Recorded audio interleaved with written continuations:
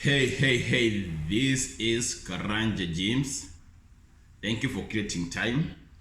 It's always a good time to invest in yourself to learn more because world is a university without doors.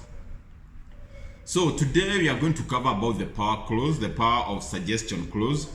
We have been covering on maybe how to convince your client, how to make to help your client make the right decision to purchase the product that you are selling. It's not always easy.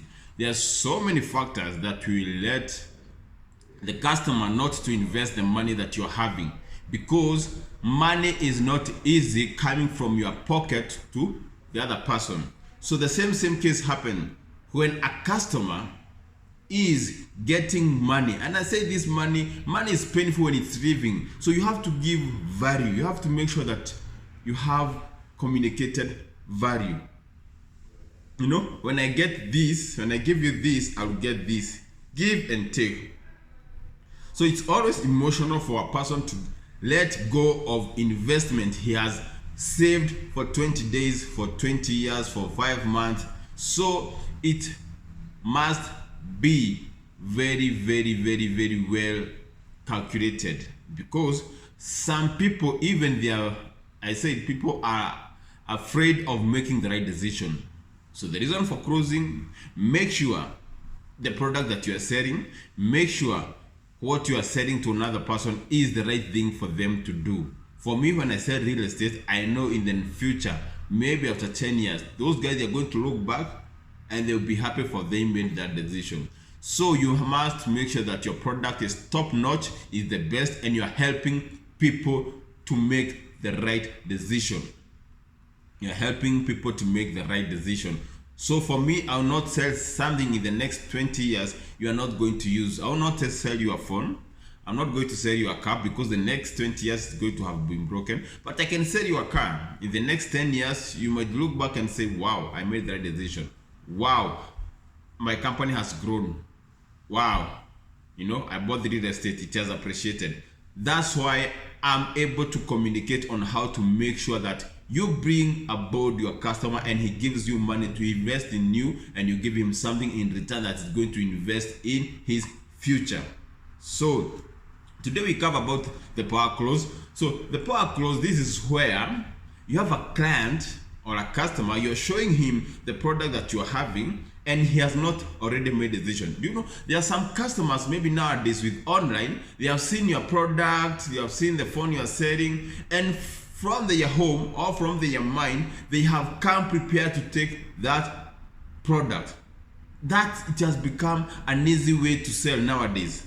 It has become an easier way to sell, because a customer sees a product online, he goes and looks for specification. Actually, when most people, also when I'm buying a phone, I have to go and look for it online. I go and read about the specification. I go YouTube and look for those people who has done videos about the phone, about its specification. So when I'm going to buy a product, I've already made a decision. So when someone has come to your shop, or he has maybe booked, or he has bought something online, that guy has already made a decision. I'm not talking about those people. The power of suggestion clause, I'm talking about those people maybe in real estate industry, where a person comes to look for product A, product B, product C, product D, so that out of those 4 products, he can get the best deal out of it. So the power of suggestion clause means that you are going to sell your emotion. Number 1, it said an angry man is a hungry man is an angry man. The same case, if a customer is not upright with emotion, you don't know. You have to qualify this person first. You don't know if, let's say, it's a woman or a man that has come to buy your product. You don't know what has happened in the morning. Maybe the woman who is coming to see a product was beaten last night by the man. Maybe the man who's coming to see the product that you are selling has just lost someone that he loves. Maybe the person was just left by his wife. Maybe the person was out of a hospital. Maybe the person was out of an accident. So you must qualify this person emotionally. So What do you do to qualify someone emotional? You must gift. So if a customer comes to buy your product, you might give them water, appreciate them. I said the first time you give something, you appreciate them. Give them water, give them soda, offer them lunch, offer them tea. If the person was in a negative mood and you give them something that they don't deserve, or something they have not paid for, their emotions goes up. And for you, because you are a salesperson, you don't bring feelings, you don't bring your anger to this person. First of all, you must be the most happiest person, because we say good emotions are contagious. If I'm always happy, I'm always smiling, it's always contagious. The same case, if you go to a group of people who are mourning and they are crying, you'll also feel like crying, because strong emotions, either negative or positive, are contagious. So if you go to the mortuary, the mood of the mortuary is always low, low, low, low. You cannot go there to laugh with anyone. But what happens? The same person, I might come from a morgue today, and tomorrow I'm going to a wedding. So when maybe I've gone to look for someone in the morgue, the mood is always calm and negative, and sorrows, grief. But the next day I go to a wedding or a club, I'll be happy, I'll be smiling. The same case when you're closing someone, the same case when you're selling someone. If you are a salesperson, number one, you said, make sure you gift the person. When you gift something, even if it's very small, even if it's a small gift, maybe a pen, give that person, even if he was in a very negative mode, he's going to be uplifted. Number two, you must yourself be very happy, be very joyous. Make sure that you ask the question that maybe they are going to lift the mood up, and whenever you realize the customer's mood is good and it's okay, from there you can start closing.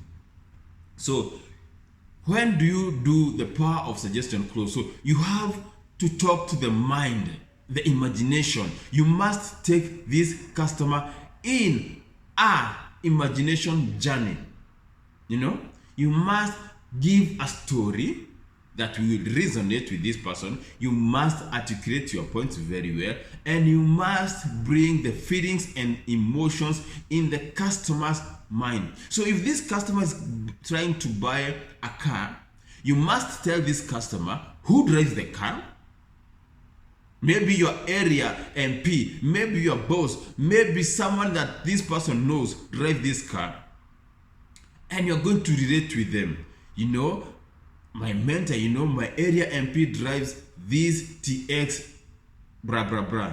Maybe my pastor who owns 7 churches, he drives this car. The person this person knows, maybe a celeb, drives this car. Maybe you're selling cars. This is the thing. If you're selling products, I'm a property, and you're trying to sell someone a plot, this guy wants to build a home for his family.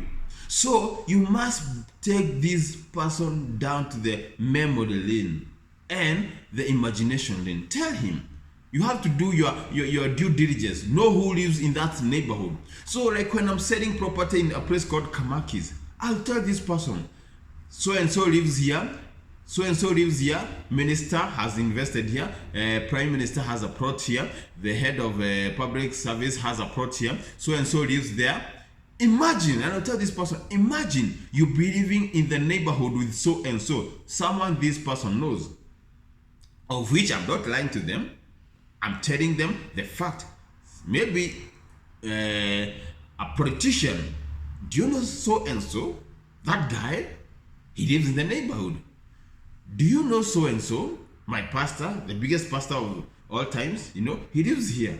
You have to bring the emotion, the imagination, and tell them, how will you feel living in the same neighborhood with so and so? I hope you're getting this, because when you're selling, you must bring influence. You must take sure, you must make sure that you have the power of influence, the power of close, the power to tell, the power to communicate. You must bring the person, tell this person, when you buy this car, you'll feel powerful, you'll feel great, you'll feel well. Even you're going, sometimes when you're selling a car, you'll tell them how to mitigate maybe the accident. It's said when you have an accident with this car, even if you roll 10 times, you have airbags this side and this side.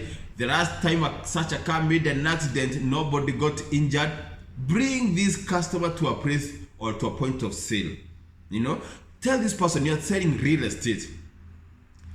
If you buy this product, the people who lives here, they drive such cars, they have such status, they are powerful people, they are going to be powerful, you are going to have joy, you are going to have good neighborhood. Make sure this customer feels like he has already owned the product. If maybe you're selling an off-plan property, you must tell this customer, this is where your car, your Mercedes, you park your Mercedes, and he drives maybe a Vix. This is where you're going to park your Mercedes, that's where you're going to put your Lincoln, that's where you're going to put your Volkswagen, that's where you're going to have your Bugatti. Make sure, give them very good vibe that they feel like they have already owned the product. Tell them this is where the escalators they are going to be off plan, this is why the dining table will be, this is the best place to put a water dispenser, this way you can have our dining table, this is your bedroom because it's secure and this and this. Make sure you're able to convince customer or client when you're selling to make sure that you understand the good thing about the product you're selling. And if the customer always feel like he already has owned the product, the desire to own the product goes up. But if the customer says, the road is not made, you have no sewage system here, and you jump in and say, oh, that's very bad. I also told the people who was developing this product that this is a very wrong thing. Oh, I'm sorry, this is wrong. This is wrong. If you resonate with the customer down in the spiral, and you talk of the negative things, the desire of the customer to purchase the product goes down. So you must do what we call counter. If the customer comes with a negative thing, you must counter with that positive thing, which must be true. So you are giving information. And if the customer has pinned you down with negative things, give them a story that you can relate, your own story, a person who did this and did this, a person who did this and did this, a person who bought this product. Tell them. You can also even tell them about the future. If you build a house today, right now, in the next 5 years, in the next 10 years, this house will be costing twice or the rise of the buying price that time. So make sure you build the emotion of the customer to buy the product.